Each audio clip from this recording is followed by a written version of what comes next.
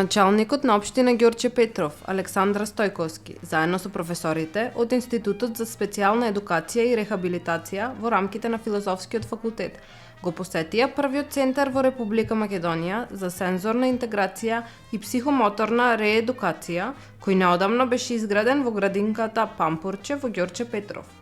Центарот е со 3 простории. Секоја просторија има поинаква намена, односно сетилна соба, психомоторен кабинет и сензорна интеграција, со вкупно 60 елементи за изведување ваков тип настава. Центарот за управување со кризи информира дека имало опасен напад од мечка на 61 годишен човек на планината Мукос кај местноста Сеча во атарот на селото Оморани на територија на општина Чашка, кој завршил само со телесни повреди и каснувања, а можел да биде и фатален. Блиските од семејството го информираат Центарот за управа со кризи дека повредениот бил под многу голем стрес. Блиските веднаш го однеле во општата болница Велес, хируршко оделение, каде што му е пружена соодветна медицинска нега и му се дадени лекарства. Тројца скопјани во текот на вчерашниот ден пријавиле дека биле искасани од кучиња скитници. Вчера, во 18 часот и 45 минути, во полициската станица Газибава, лице од Скопје пријавило дека во селото Миџиково, Скопско, бил каснат од кучест скитник.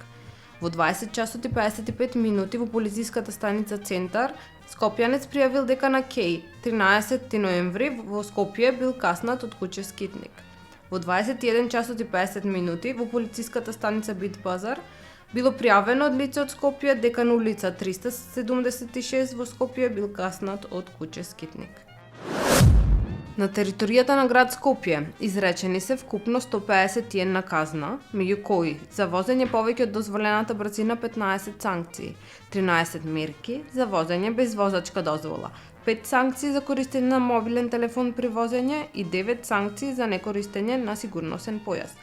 Сообраќајните контроли продолжуваат и во наредните денови, велат од Министерството за внатрешни работи. Таму е Скопје, град мој љубав лише, што ми расте сни. Вечно